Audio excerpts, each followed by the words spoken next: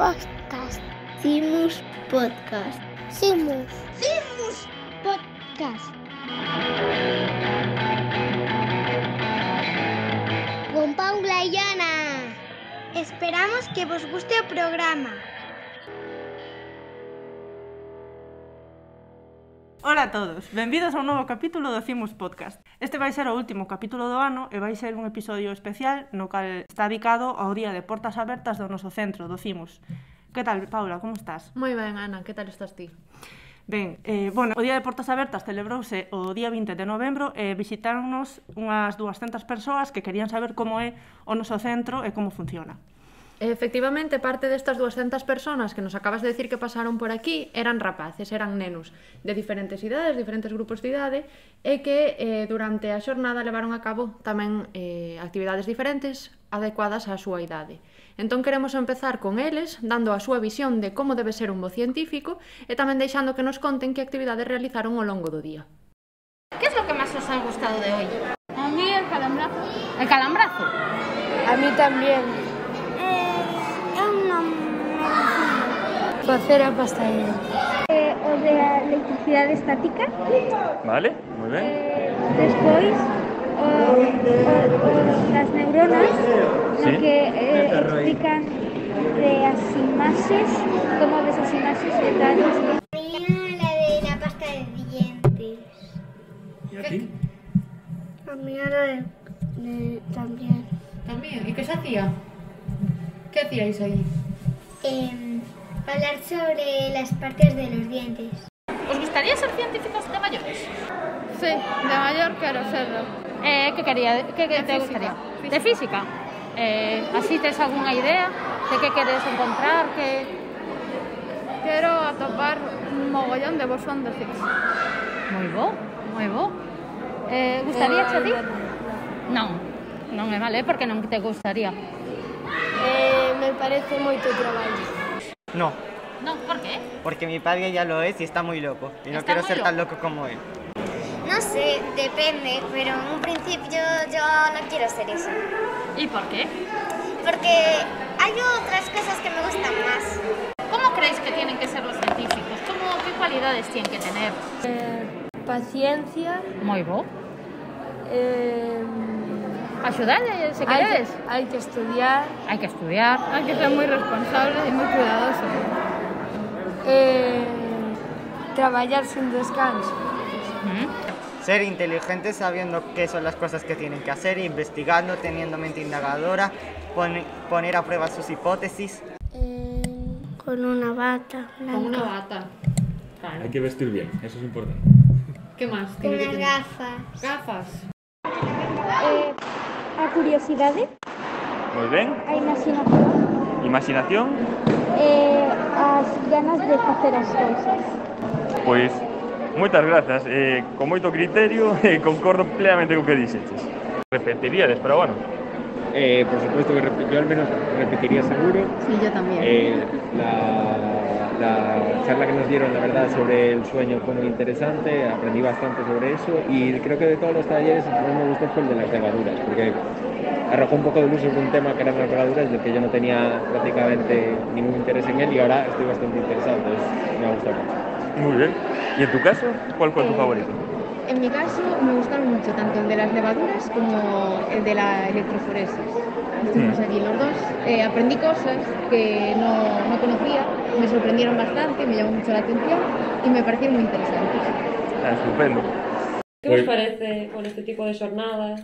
Ben, Gustaríamos que houvese máis actividades así de divulgación? Sí, porque sobre todo a xente nova acerca ao que é a vida en realidade.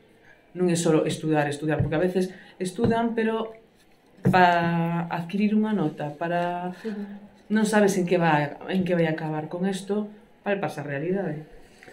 Yo lo que veo más difícil es las mías son pequeñas, entonces las pequeñas las das traído. Cuando eres mayor ya vienes tú, pero el impasse entre que llega la adolescencia, ¿cómo haces? Estaba pensando que él está un pouco desencaixado porque non está indo ao da ciencia divertida e o das charlas ao mellor tamén é un pouco duro. Non sei. Estás aí no limbo, para as idades do medio está un pouco complicado. Sí, bueno, de todas maneras, el problema de estas jornadas, al menos desde mi punto de vista, yo vengo porque mi mujer trabaja en la universidad. Ajá. Pero si mi mujer no trabaja en la universidad, yo aquí no estaba. Claro. Porque no llega... Sí, la información, la información de los actos no llega al resto de la gente. Sí, claro. Yo a mis compañeros les digo el lunes, fui a esto. Mira, ¿a dónde? ¿Y qué es eso? Sí. Bueno, Ana, que che parece? Os comentarios son bastante positivos, non? Sí, estes rapaces teñen as cousas moi claras. A verdade é que sí que creo que hai canteira, pero tamén temos que darlle a razón a ese rapaz que dicía que había algún científico que outro que está un pouco tolo, non? Pois sí, porque vamos a negar. Pois parece que todos están de acordo en que este tipo de iniciativas son moi relevantes. E, bueno, en definitiva, en que os científicos debemos facer un esforzo por comunicar as nosas investigacións. E penso que é unha opinión que comparten os nosos visitantes, non si, Ana? Sí, de feito, dende o equipo de Cimos Podcast aproveitamos esa xornada para poñer a proba os coñecementos científicos dos nosos visitantes. Pedímosles que identificaran entre varias fotografías a deportistas e famosos, incluindo entre elas a científicos de renome. Os resultados foron claros, e mentres que en un 70% dos casos se recoñecían os actores, son un 50% identificaban os científicos. Todo isto, pois, demostra que os científicos temos que darnos a coñecer. Bueno, a seguinte sección do capítulo o que vades a escoitar é un resumen de todos os talleres que aquí os investigadores puxeron a disposición do público para que a xente poidera ver que o que fan, en que traballan e que hai a explicación. Contanos o nome do teu taller e un pouco o que facedes nel. Pois o noso taller chamase As plaquetas Dr. Jekyll e Mr. Hyde. Basicamente o que explicamos é como as dúas caras que teñen as plaquetas. Por un lado, son capaces de formar trombos que son beneficiosos para nós, taponar as feridas e evitar que suframos hemorraxes, pero tamén vai inevitablemente ligado a formación de trombos que taponen os vasos e que poden xerar, por exemplo, accidentes cardiovasculares. Entón, no noso taller o que facemos é explicar os diferentes tipos de células que existen no sangue, o papel que xogan na formación destes trombos e a necesidade que temos de desarrollar ou desenvolver fármacos e medicamentos que sexan capaces de disolver estes trombos. Mi taller se llama Ilusiones Sensoriales.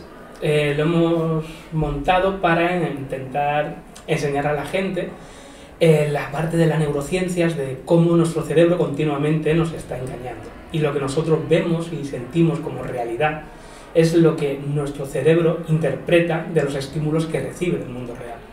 Por ejemplo, sobre todo nos basamos en sensaciones de temperatura y ilusiones visuales, con lo que el público pues, es más fácil de que detecten eso, de que, mira, por ejemplo, los movimientos de las ilusiones visuales, que de repente ven que en una imagen empiezan a moverse elementos que realmente no se están moviendo porque es un papel.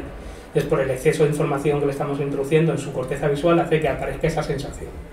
O con la temperatura, el típico del chicle de menta, te comes un chicle de menta, bebes agua y de repente tienes una sensación de frío en ese agua que realmente no está fría. Y en ese caso es como la menta, el mentol está activando las neuronas que expresan un canal, el TRPM8, que son neuronas del frío, entonces cuando llega la información de la activación neuronal al cerebro, la sensación que nos hace es de frío. Y con actividades así estamos intentando pues, que el público entienda un poco pues, qué es la neurociencia y cómo nuestro cerebro pues, muchas veces nos engaña. Bueno, o noso taller chamase First Days de Lévedos. Consiste un pouco en explicar como se utilizan a levadura da cervexa ou a do pan a que todos os días nos temos nas nosas casas, nos alimentos, para facer estudos que permitan producir fármacos dirixidos contra determinadas mutacións. Isto é porque a levadura da cervexa o que permite é facer moitos ciclos dunha maneira moi rápida, tamén permite non utilizar animais de experimentación, o cual é un tema moi importante na investigación, é un tema sobre todo ético, que é moi importante ter en conta cando un diseña que é o que quere estudiar. Entón, o noso taller o que consiste en permitirlles visualizar nun microscopio mediante unha pantalla, visualizar estes lévedos, ver en que consiste o seu ciclo vital, como se separan, como se xuntan, ver como podemos introducir estas mutacións en cada un destes organismos. En el grupo en el que estoy estamos enseñando diferentes patologías en la circulación sanguínea, que puede ser tanto por causa del colesterol, que está el HDL que es el bueno y el LDL que es el malo, Entonces, la acumulación del LDL causa pues la placa de ateroma, por ejemplo, y tenemos aquí como un globo para rellenarlo y como representar también el aneurismo, que sería cuando se hinchan las arterias, que puede causar pues eso, un ictus cerebral, porque también está en el cerebro, puede pasar, o en el abdominal. Y luego también estamos explicando la calcificación de los vasos sanguíneos. Entonces la calcificación en la sangre, cuando hay un cúmulo de calcio, pues es malo porque se cristaliza y se acumula. Entonces eso también puede causar un infarto cerebral y del corazón. Pois no noso taller explicamos como facemos para separar as moléculas de DNA en función do seu tamaño nun laboratorio, é dicir, facemos unha electroforese en xela garosa do DNA cos participantes dos talleres. Gustalles moito porque lles gusta, bueno, por un lado é moi visual e por outro lado pois poden coller unha pipeta e tocar un pouquiño e é moi participativo. E como valorades de momento como está indo? A xente está participando? Están mostrando interese? interese? Estamos tendo unha experiencia bastante boa, porque, bueno, non tuvemos moita afluencia de nenos de momento. A xente maior sí que é verdade que, como xa lle sona un pouco máis o tema, agora co tema do COVID e os trombos está así moi de moda, entón sí que é verdade que se nota que están interesados, que fan preguntas sobre o tema e que queren aprender. Hay de todo, había niños, bueno, adolescentes del bachillerato que estaban muy interesados en saber más de la ciencia y a ver qué hacen en un futuro en la universidad. Preguntan mucho y están muy atentos. Pues el público lo veo muy interesado, le encanta, encima están todo el rato preguntando y sobre todo en mi taller están todo el rato muy activos. Por que considerades que é importante unha xornada como a de hoxe?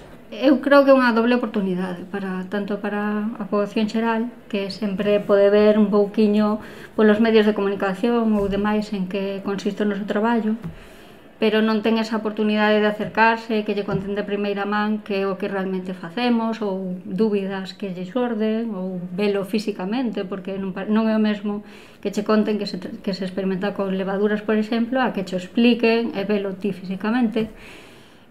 Por outro lado, a oportunidade é nosa para podernos explicar en que se invirten pois todas os medios que pon os medios públicos que pon a sociedade para que isto sexa posible.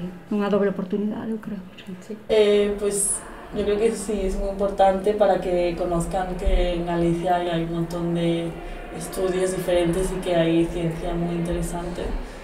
Xa máis que importantes, as que considero moi necesarias, porque é moi importante acercar o noso traballo a toda a sociedade. Desta maneira, unha vez que o coñecen, pois para eles é máis fácil respetalo e valoralo.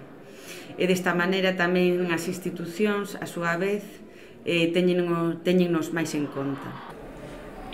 Creemos que es muy importante que los niños especialmente, pero también toda la sociedad, pueda venir a ver los laboratorios y a que nosotros les expliquemos de forma fácil lo que hacemos y también porque siempre es bueno para todos aprender y nosotros aprendemos qué es lo que ellos desconocen y ellos aprenden qué es lo que hacemos nosotros y por qué se pueden beneficiar. Nada, meterles un pouco o gusanillo da ciencia, que creo que é moi útil. La divulgación es muy importante porque muchas veces los científicos nos pasamos muchas horas encerrados en nuestros laboratorios y no salimos al mundo real y hablamos con la gente. Entonces es bueno que la gente entienda por qué nos dedicamos a esto, por qué hay dinero público que se invierte en nuestras investigaciones y sobre todo ayudar a la gente esas preguntas que tienen, que muchas veces la gente utiliza internet y como hay mucha información, mucha real y otra es falsa, pues hay que saber cribar. Entonces pues muchas veces por vergüenza hablar con nosotros, somos personas normales, nos gusta eso, pues hablar con la gente y comunicarnos. Y eso es muy importante, que la gente aprenda, se divierta y si sale de aquí mucha gente pues con un punto más de información, pues eso es bueno. Pensades que este tipo de xornadas son suficientes ou faríades algo máis para chegar ao público e divulgar? Eu creo que nunca é suficiente. Está moi ben que se fagan este tipo de xornadas, porque ao final, claro, as familias que teñen interese ou que se enteran polas redes sociales, pola televisión, polos medios de comunicación ou por coñecidos, veñen aquí, pero claro, entre el tema de aforos reducidos e eso sí que é verdade que é moi difícil achegar toda esta ciencia a un público máis amplio. Entón, por exemplo, pois, podríase facer nos institutos, organizar pequenas charlas, colaborar un pouco máis con eles, eu creo que estaría bastante ben. Nos facíamolo na carreira, íbamos aos institutos da cidade, falábamos da nosa carreira, facíamos algún experimento con eles na facultade e a verdade é que lle resultaba moi moi ben. Yo siempre digo que cuanto más cosas se puedan hacer, mejor. Estas jornadas está bien, pero incluso hay veces que si el público no viene a nosotros, nosotros viene al público. Entonces en otros sitios también están haciendo la divulgación en bares o en colegios, dedicar un poco del tiempo diario que tenemos los científicos, de eso mismo, salir a la calle y hablar. Y en el momento de ponernos en la plaza del Obradoiro y montar allí, pues a lo mejor no nos van a dejar, pero montarse alguna jornada y decir, oye, pues si la gente no viene, nosotros ir a donde está la gente. Para rematar o capítulo queremos darlle voz a investigadores principais e tamén ao director do centro. A eles despedimos, entre outras cousas, que valorasen a acollida da xornada e que propuxeran novas iniciativas para divulgar ciencia. Concretamente, oiremos a Olga Barca, a José Tubío, Miguel González, Clara Álvarez, Ángel Carracedo e a Fernando Domínguez, co-director do CIMUS, Carlos Dieguez. Por que consideras que é importante unha xornada como a de hoxe? Eu creo que é moi importante reducir a distancia entre a ciencia e a sociedade, para que a sociedade entenda o que estamos facendo nestes centros, para a educación dos nenos tamén, para que conozcan o que facemos os científicos, e acercalos un pouco máis. Ao fin e ao cabo, nos debémonos á sociedade, que son os que nos financian de forma indirecta. Bueno, sobre todo porque creo que moita xente ten unha imaxe un tanto distorsionada do que facemos nos centros de investigación, non? Todo o mundo ve cousas como CSI e cousas como, non sei, programas de televisión no cal os científicos sempre saen retratados como persoaxes con personalidades moi curiosas que fan experimentos ás 10 da mañá e ás 12 teñen os resultados. E, bueno, está ben que vexan que somos xente normal, contallos que facemos e despois que tamén vexan un pouco como se fan os experimentos de verdad, pois que hai liñas de investigación que poden llevar anos. Yo creo que es muy importante porque lo que dije en mi conferencia ahora que acabo de dar, nosotros necesitamos fondos para investigar y los fondos vienen de los que pagan impuestos y los que pagan impuestos son todos los españoles. En el fondo tienen que estar orgullosos de lo que se destine de cada uno de sus impuestos a la investigación y tienen que saber para qué se utilizan. Yo creo que es clave y que sepan que da igual que sus impuestos se dediquen a enfermedades muy comunes o a enfermedades raras, cada uno puede tener un hijo o un paciente o un familiar con una enfermedad rara, da igual en cualquier caso, pero que vean que se utiliza con efectividad y que se consigan, aunque tardemos mucho tiempo, que se consiguen cosas para mejorar la investigación en enfermedades y la medicina en general. Yo creo que eso es importantísimo, muy importante. Bueno, porque é moi importante achegar a xente de a pé o que facemos desde aquí no CIMUS e en general o que facemos os científicos, porque non é doado, penso, comprender as actividades, sobre todo por a diversidade que hai no que facemos, que a xente realmente poda comprender todo o que abarca o que podemos chegar a facer, non? Bueno, é que considero que é vital, creo que deberíamos facer ainda máis. Eu botei menos o ano pasado que non a fixemos, porque creo que a ciencia se ten que chegar á rúa.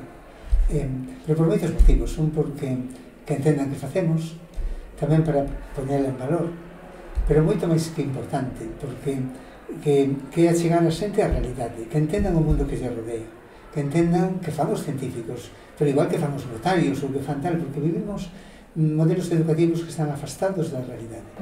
Como valoran a acollida que está tendo esta xornada? Porque seguramente xa o saben, pero ás pouquiñas horas, non sei se hora e medio ou ás 2 horas, acabaron as prazas, tan pronto saíron. Por eso tínhamos que ter 4. Estou vendo a esa xente super ilusionada. Na media charla estuveron que, vamos, con uns olliños así de emoción e tal, que, bueno, claramente é un público que é moi fácil porque están ávidos de aprender e de coller e de entender. É impresionante a de xente que está aquí, o entusiasmo co que veñen, tanto os nenos como os adultos, o curiosos que son. Creo que se deberían promover este tipo de xornadas, porque parece que hai moita xente que se quedou fora e que o mellor tiña gana de vir hoxe. Creo que hai unha gran curiosidade por a ciencia e, sobre todo, despois dunha pandemia que nos puxo en valor realmente a importancia da ciencia e a importancia do traballo que se fai nos laboratorios. Eu creo que todo o mundo cada vez quere saber máis como se fai, cuáles son as estrategias. Hai unha curiosidade que eu creo que debemos de satisfacer e esforzarnos en satisfacer, porque eu creo que sería altamente beneficioso para a sociedade e para os científicos mismamente. Ya veo que hay lista de espera para asistir, la gente atendía con gran interés, incluso me decía con la cabeza que estaba de acuerdo o que no entendían. Yo creo que están participando tanto los niños, que se les ve muy activos en las diferentes laboratorios que se hicieron ahí artesanales, o los adultos están muy interesados en lo que se hace aquí dentro. Claramente se ve muchísimo interés, muchísimo. Penso que ás veces como investigadores temos un pouco desto que se chama o síndrome do impostor, non? E queríalle preguntar se cree que os centros singulares da Universidade de Santiago están á altura de outros que teñen máis renome ou que son máis famosos, ou, bueno, centros de Reino Unido, de Estados Unidos. O que ocorre é que, de feito, estes países que mencionaches nutrense de investigadores da nosa nacionalidade principalmente. O que pasa é que no país no que nos estamos, os recursos que temos non son suficientes para poder facer investigación ao nivel que se fai noutros países. Que sí que existe ese tipo de investigación aquí, aquí no CIMUS hai varios exemplos deso, pero se tivésemos a cantidade de financiamento que teñen noutros países para realizar o mesmo que fan eles, traballar ao mesmo nivel que fan eles, seguramente poderíamos chegar a cadar resultados tan interesantes como que outros países teñen. A investigación que se fai aquí é de un nivel moi alto. Creo que a ciencia, ao final, fai a persona ou a persona non o laboratorio ou a cidade na que estás. Dende logo a nivel de preparación do persoal, sin duda. O sea, que hai xente tan boa ou mellor que tens nalgúns dos mellores centros do mundo. E a aparición dos centros singulares supuxo un adelanto bom, centros onde concentras a xente que ten máis interés na investigación, concentras máis recursos, tens máis capacidade de captación de fondos, pero, bueno, non estamos ao nivel, evidentemente, de centros internacionais ou de outros centros nacionais que reciben máis financiación. É moi difícil facer grupos de investigación estables cando non tes a estabilidade do persoal, excepto ás veces a UIP. Hay que ser humildes y darse cuenta de que las diferencias de inversión que se producen en Estados Unidos o en el Reino Unido y las inversiones que hacemos nosotros aquí en ciencia son muy dispares. Y eso inevitablemente afecta a la calidad, no de la capacidad humana, que eso es la misma. Yo creo que el capital humano que tenemos nosotros es comparable al capital humano que te puedes encontrar en cualquier otro sitio.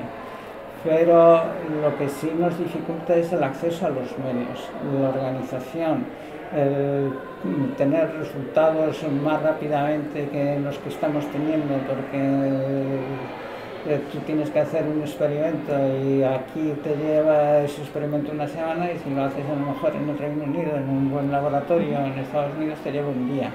Entonces eso yo creo que son los condicionantes fundamentales. No es el capital humano no es equiparable al 100%. Ni somos mejores ni somos peores que en otros sitios. Y yo creo que además la formación que tiene la gente es buena, es adecuada para poder hacer investigación. Después la disponibilidad de medios materiales, sin embargo, ya no es comparable. No sé si estás de acuerdo. Sí, vamos, yo quizá añadir de que en el capital humano a mí no me cabe la menor duda. De hecho, un buen número de los investigadores principales de este centro han tenido ofertas de los mejores centros del mundo, con condiciones laborales muchísimo mejores que las que les podemos ofrecer aquí. Nuestra gente es muy competitiva y de hecho eso es lo que les permite que a pesar de todas las limitaciones sean capaces de publicar en las revistas top, pero no podemos, como centros no podemos igualarnos. O sea, el CRIC en Londres, el CRIC Institute trabajan 2.000 personas y tiene un presupuesto de 200 y pico millones de libras, o sea, anuales. O sea, hay una diferencia obvia. Sí. Tenemos que ser conscientes de las diferencias que hay en algunos aspectos que son críticos para grandes proyectos, etc. A mí lo que me preocupa en ese sentido es que teniendo lo que tenemos, una capacidad humana grande y que tenemos a gente muy buena, desgraciadamente el sistema nos está obligando a perderlos, ¿no? Se están fugando. Eso es una pérdida irreparable. No es el edificio, lo que hace realmente la ciencia es la mente de la gente, ¿no? Yo creo que aquí, por ejemplo, lo que yo sé, el CIMUS, todo el mundo tiene colaboraciones internacionales, se dan pasos gigantes en el tratamiento, el diagnóstico de las enfermedades, en muchos campos distintos, en la endocrinología, que es lo que yo sé, pero también en enfermedades heredadas o que tengan por ejemplo, el autismo que hace Carracedo, o en cáncer de colon o en cáncer de mama. Cuando vemos así las trayectorias de los investigadores que tenemos en el CIMUS y las estudiamos y vemos que tenemos gente muy, muy potente aquí, yo creo que realzan la importancia de la investigación en la universidad, que es algo muy discutido, y la investigación asociada entre la universidad y el hospital, sobre todo en una ciudad pequeña como Santiago. Todos juntos remamos más fuerte y más rápido. Entonces yo creo que el modelo que tenemos aquí pues demuestra, con los logros que tenemos, demuestran que es eficiente y efectivo y probablemente la mejor forma de invertir un dinero de nuestros impuestos. Falábamos da importancia de xornadas como a de hoxe, pero pensas que deberíamos tomar outras iniciativas para despertar estas vocacións científicas? Que outras cousas poderíamos facer para poder convencer os rapaces de que meterse no mundo da ciencia está ben, de que vale a pena? Bueno, penso que podía ser importante tamén sair á rúa. De feito, bueno, hai algún día tamén no ano de divulgación de ciencia na rúa, ¿no? Porque ao final a limitación de prazas, como decía de hoxe, ao final limítache a un canto, máis dun cento, pouco máis dun cento de persoas que se podan aproximar o CIMUS, e os outros edificios que hai de ciencia tamén na Universidade de Santiago. Sí, penso que habería que sair máis á rúa e habería tamén terían tamén que poñer da súa parte outras institucións para que, por exemplo, se pudera facer máis divulgación desde a radio, desde a televisión. O certo é que en Santiago sí que temos por lo menos desde o meu punto de vista, un ambiente de divulgación bastante bo. Pero temos moita sonada, pois fai pouco estuvemos na The Night, antes da pandemia tiñamos Pint of Science, está Regeifas, está o Círculo Escéptico, está, bueno, hai na parte de física tamén hai eventos, non? Hai unha cultura de divulgación en Santiago concreta, eu podo decir incluso en Galicia, bastante boa, en Coruña tamén, toda a parte dos museos científicos hai moita xente implicada en divulgación, ven en cabeza a agrupación IO, tamén tuvo o tema da contaminación límpica, cousas desas. En ese sentido hai moitas iniciativas. Chegan a todo o mundo, é máis complicado. Eu a veces en algunas cousas que teño participado, a veces teño a impresión de que lle predicamos o converso, de que montas un evento a nivel universitario e a maior parte do público é xente universitaria que tamén está metida en temas de divulgación. Sí. Entón, sí, unha cousa agradable, a veces tocanse temas fantásticos, pero quizás sí que nos falta un puntiño de ser capaz de atraer xente que antes non tiña un interés nestes temas. A xente que está en temas completamente non relacionados, especialmente en épocas como esta, despois da pandemia, no que a ciencia estuvo tanto nos medios e foi evidente, en algúns casos, o nivel de desconhecimento científico. Estamos falando das escolas, dos institutos a nivel universitario. Que propondrían para chegar a unha población adulta que non ten por que ter relación directa coa ciencia nin coa universidade, para que teñan interese por aprender de ciencia, para que poidan tomar decisións informadas, para que sepan da importancia que ten facer ciencia básica e ciencia aplicada? Ocorre en algunha medida? Porque igual é un sector da poboación que está un pouquiño máis desconectada, pero ao final son os que votan, son os que, non? A maioría da poboación, ao final. Fernando é máis maduro que eu, entonces casi mellor que conteste. Es una pregunta muy difícil, me dijiste preguntas difíciles. Es una pregunta muy difícil, porque supone un cambio cultural. Y es un cambio cultural que, desgraciadamente, la ciencia en España siempre estuvo huérfana de apoyos oficiales y de apoyos educativos, ¿no? Se primaban más otras cosas y la formación científica en los institutos todavía sigue siendo deficitaria, ¿no?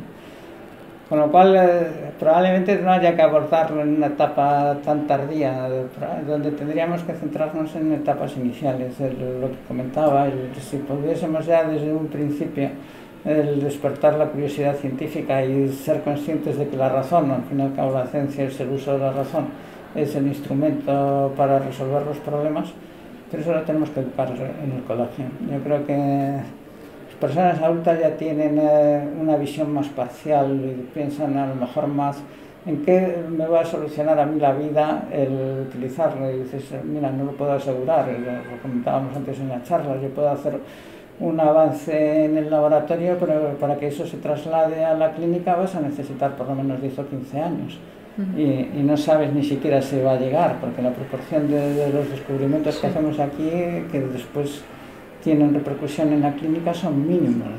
Entonces no puedes apostar que te vamos a resolver tu problema. A ti a lo mejor no, quizá a generaciones futuras sí, ¿no?